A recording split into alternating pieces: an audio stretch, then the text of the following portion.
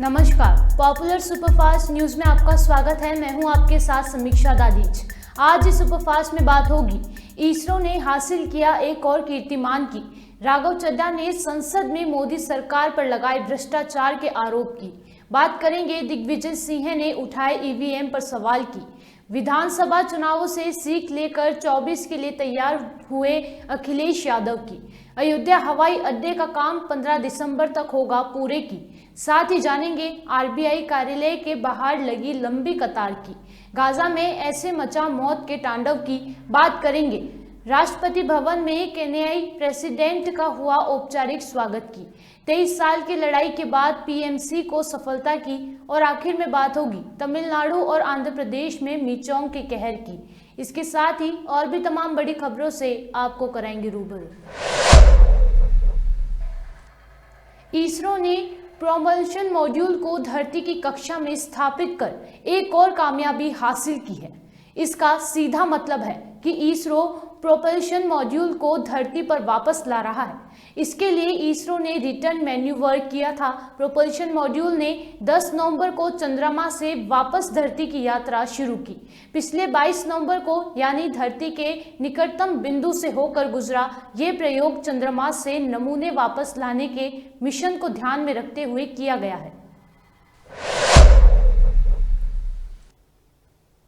115 दिनों के बाद आम आदमी पार्टी के नेता राघव चड्ढा की संसद में वापसी हुई है। संसद में वापस आते ही राघव चड्ढा ने राज्यसभा में पारित हुए पोस्ट ऑफिस बिल पर आपत्ति जताई।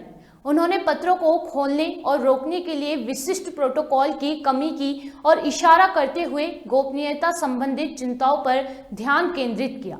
उन्होंने इसे नागरिक जासूसी का कृत्य और संवैधानिक अनुच्छेद 19 और 21 का उल्लंघन बताया है। इस दौरान आप सांसद ने क्या कुछ कहा, आइए सुनते हैं। सर, अपने 115 दिन के सस्पेंशन समाप्त होने पर पहली बार इस सदन में बोलने जा रहा हूं। मैं आम आदमी पार्टी की ओर से द पोस्ट ऑफिस बिल 2023 को अपोज करने के लिए खड़ा हुआ हूं। कानून को अगर बारीकी से पढ़ा जाए तो इसमें दो बड़े खतरनाक प्रावधान हैं, सेक्शन 9 और सेक्शन 10। ये ऐसे खतरनाक प्रावधान हैं जो भारतीय डाक सेवा को, इंडियन पोस्टल सर्विस को इतनी शक्तियां दे देंगे कि वे किसी भी शिपमेंट को, कंसाइनमेंट को, पोस्ट को, चिट्ठी को खोलकर उसे सीज कर सकते हैं, उसे पढ़ सकते हैं, उसे इंटरसेप्ट कर सकते हैं और उसके सब्सिक्वेंटली जो एक्शन उस पर लेना चाहते हैं वो ले सकते हैं। एक और मैं खतरनाक चीज बताना चाहूंगा कि ये राइट टू प्रिवेसी जो है, ये राइट टू प्रिवेसी का वायलेशन है। और राइट टू प्रिवेसी का एक हाल ही में वायलेशन मेरे साथ और इस सदन के कई सदस्यों के साथ हुआ। माननीय श्री राघव चड्ढा।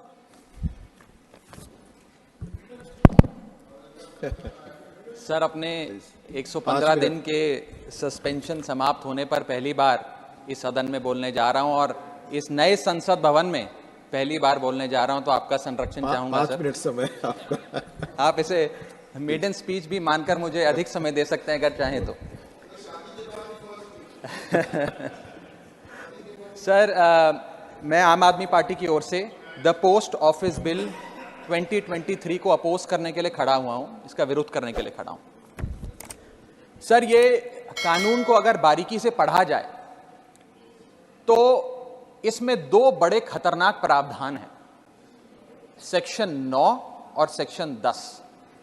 ये ऐसे खतरनाक प्रावधान हैं जो भारतीय डाक सेवा को, इंडियन पोस्टल सर्विस को इतनी शक्तियां दे देंगे कि वे किसी भी शिपमेंट को, कंसाइनमेंट को, पोस्ट को, चिट्ठी को खोलकर उसे सीज कर सकते हैं, उसे पढ़ सकते हैं, उसे इंटरसेप्ट कर सकते हैं और उसके सब्सिक्वेंटली जो एक्शन उस पर लेना चाहते हैं वो ले सकते हैं।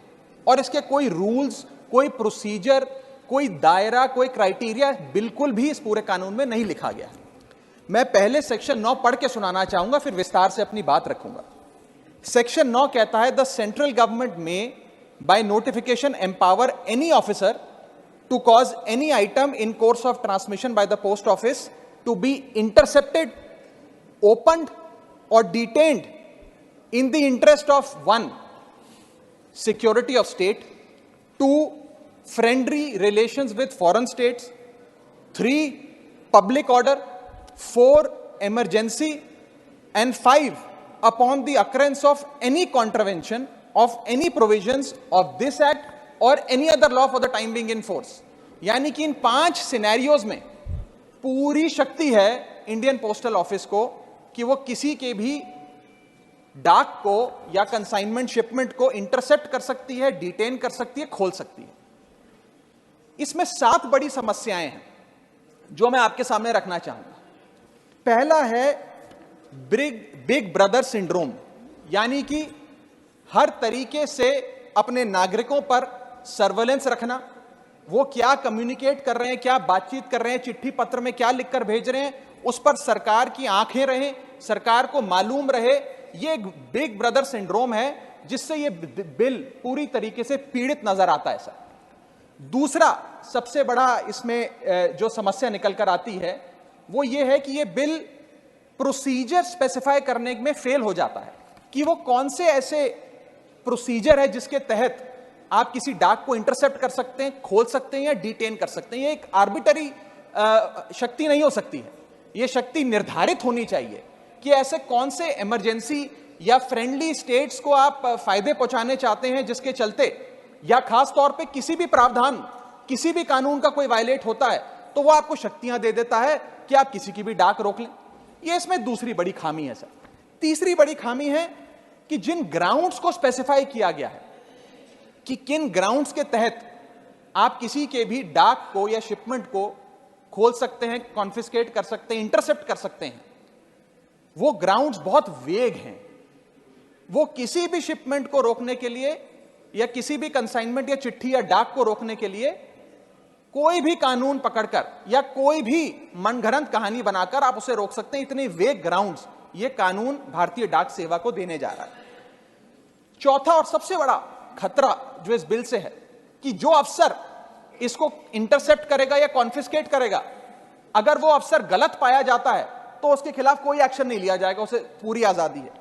पांचवा आर्टिकल 19 और आर्टिकल 21 का वायलेशन है सर। इसके साथ एक और मैं खतरनाक चीज बताना चाहूंगा कि ये राइट टू प्रिवेसी जो है, ये राइट टू प्रिवेसी का वायलेशन है। और राइट टू प्रिवेसी का एक हाल ही में वायलेशन मेरे साथ और इस सदन के कई सदस्यों के साथ हुआ, जब हमें अपने स्मार्टफोन पर, एप्पल के स्मार्टफोन पर एक नोटिफिकेशन आया, जिस नोटिफिकेशन में सर ये लिखा गया कि स्टेट स्पॉन्सर्ड अटैकर्स ने आपके फोन को इन्फेक्ट कर दिया है और इसके जरिए वे आपके कैमरा, आपके माइक, फोन का जो माइक होता है और फोन के अंदर जितने भी डॉक्यूमेंट्स, पासवर्ड्स, कॉन्टैक्ट्स हैं, वो सारे स्टेट स्पॉन्सर्ड हैकर जो है उसके निगरानी में आ जाते हैं, उसकी पोजीशन में आ जाते हैं। ये किसी साधारण व्यक्ति के साथ नहीं सर, देश के कई सांसदों के साथ हुआ।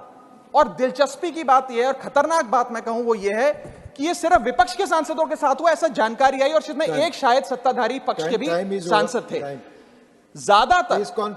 ज्यादातर जो लोग इसमें पाए गए, जितनी मैंने रिपोर्ट्स पढ़ी, उसके मुताबिक विपक्ष के या सरकार के आलोचक थे।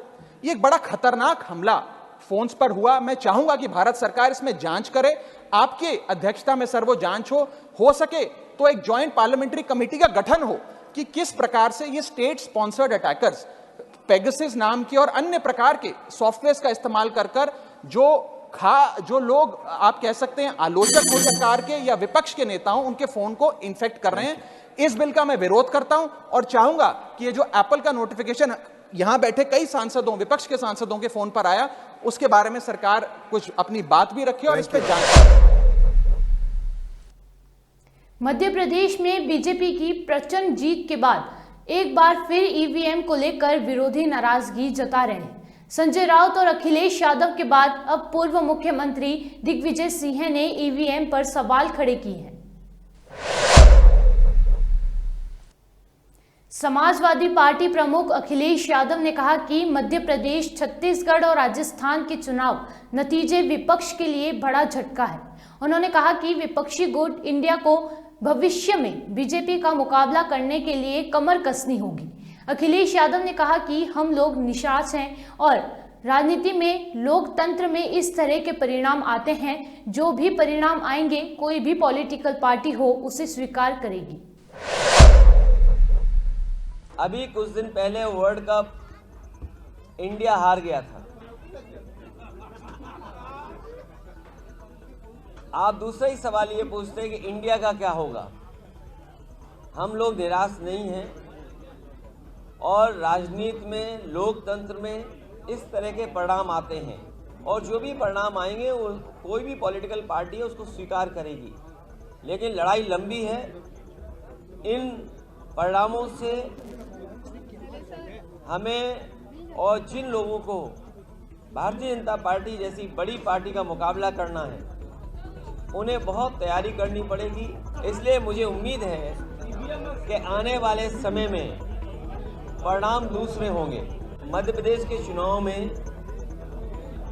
बातचीत हुई और ये भी आश्वासन मिला था कि आपको 6 सीटों में विचार किया जाएगा, लेकिन उनकी राजनीतिक परिस्थितियां ये नहीं थी कि हमें साथ लिया जाए समाजवादियों को। जो कुछ हुआ मध्य प्रदेश में, भविष्य में ऐसा नहीं होगा।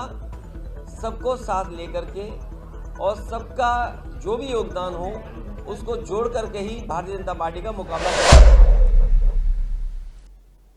अयोध्या अगले कुछ महीनों में काफी चर्चा में बना रहेगा।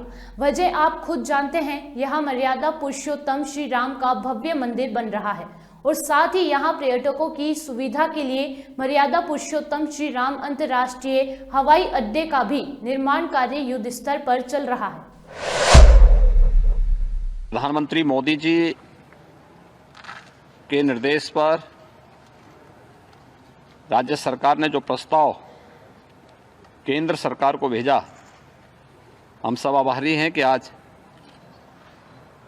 उसे भारत सरकार ने अपनी सहमति दी और 821 एकड़ लैंड राज्य सरकार के द्वारा उपलब्ध कराने के उपरांत एयरपोर्ट अथॉरिटी ऑफ इंडिया के द्वारा नए एयरपोर्ट के निर्माण की कार्रवाई युद्ध स्तर पर चल रही है और अभी यहाँ पे जो प्रेजेंटेशन हुआ है इसके अनुरूप 15 दिसंबर तक ये नया एयरपोर्ट पूरी तरह बनकर के तैयार होगा और जो भी तिथि आदरणीय प्रधानमंत्री जी के द्वारा दी जाएगी उसी के अनुरूप न केवल एयरपोर्ट बल्कि अयोध्या के विकास कार्यों और न्यू अयोध्या जो प्रभु राम के अयोध्या में भव्य मंदिर में विराजमान होने के पूर्व सज करके एक नई अयोध्या के रूप में देश और दुनिया के सामने होगी, उसके भव्य लोकार्पण के कार्यक्रम के साथ मुंबई की आरबीआई दफ्तर के बाहर 2000 के नोट बदलने के लिए लंबी कतार लगी है।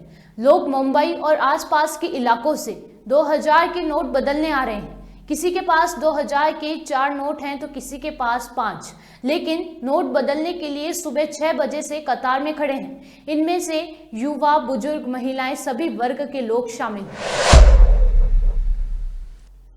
इजराइल और हमास के बीच संघर्ष विराम खत्म होने के बाद से एक बार फिर से इजराइल ने गाजा पट्टी में तबाही मचा दी है। इजराइल गाजा पट्टी पर ताबड़तोड़ हमले कर रहा है, चुन चुन कर हमास के ठिकानों को तबाह कर रहा है। इन हमलों में कई बेकसूर लोगों की जान चली गई। अब तक इजरायली सेना के हमलों में 15,500 से ज्यादा नागरिकों की मौत हो चुकी है। इजरायली सेना के वरिष्ठ अधिकारियों के मुताबिक प्रत्येक हमास लड़ाकों के बदले 2 आम नागरिकों की मौत हुई। सोमवार को भारत दौरे पर पहुंचे केन्याई राष्ट्रपति विलियम सामोई रूतो का आज राष्ट्रपति भवन में राष्ट्रपति द्रौपदी मुर्मू ने औपचारिक स्वागत किया।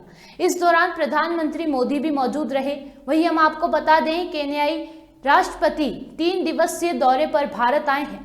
केन्या के किसी राष्ट्रपति के बीते 6 सालों में यह पहली भारत यात्रा है। इस यात्रा का उद्देश्य द्विपक्षीय संबंधों को बेहतर करना है। महाराष्ट्र के पुणे में भिंडेवाड़ा संपत्ति के नाम से मशहूर इमारत को पुणे नगर निगम ने सोमवार को ध्वस्त कर दिया। ये इमारत 2 मंजिला इमारत थी। यहाँ से सावित्रीबाई फूले ने पुणे में लड़कियों के लिए देश का पहला स्कूल खोला था। पीएमसी उनकी याद में एक स्मारक बनाने का निर्णय लिया था। ऐतिहासिक बिल्डिंग में क्या है है, उसकी वजह और किस तरह प्रोसेस पूरा फॉलो किया जा रहा है? नमस्ते, मैं प्रतिभा पाटिल, मैं उपायुक्त हूँ पुणे कॉरपोरेशन के भू संपादन विभाग में। ये जो भीड़ेवाड़ा की बिल्डिंग है, ये एक हिस्टोरिक बिल्डिंग थी। यहाँ पे क्रांति ज्योति सावित्रीबाई फुले इन्होंने पहला गर्ल्स स्कूल खोला था, तो उसकी याद में कॉरपोरेशन ने लगभग 2006 में डिसाइड किया था कि यहाँ पे एक मेमोरियल बनाएंगे उनके नाम से, कि सबको याद रहे कि यहाँ पहला गर्ल्स स्कूल शुरू हुआ था। तो ये प्रोसेस एक्विजिशन का लगभग 2008 में शुरू हुआ था। 2008 में उसका कंपलसरी एक्विजिशन का प्रोसीजर शुरू होके 2010 में यहाँ पे जो रेसिडेंट्स थे उन्होंने उसका एक लिटिगेशन किया था। रिट हुआ था कि कुछ ऑब्जेक्शंस थे उनके, तो 2010 से टिल डेट मतलब 2023 तक ये केस चल रहा था। तो पिछले 5-6 महीनों में इस केस के बारे में सुनवाई होके हाई कोर्ट में और सुप्रीम कोर्ट ने हमने प्लीडिंग किया कि जो है इनका जो क्लेम है वो कैसे इलीगल है, और ये हमारा जो एम है यहाँ का, जो मोनूमेंट डेवलप करने का जो एम है वो कैसे नोबल है, और let the corporation acquire this land and make the monument for the society. तो हाई कोर्ट में और सुप्रीम कोर्ट में ये केस कॉरपोरेशन ने जीता।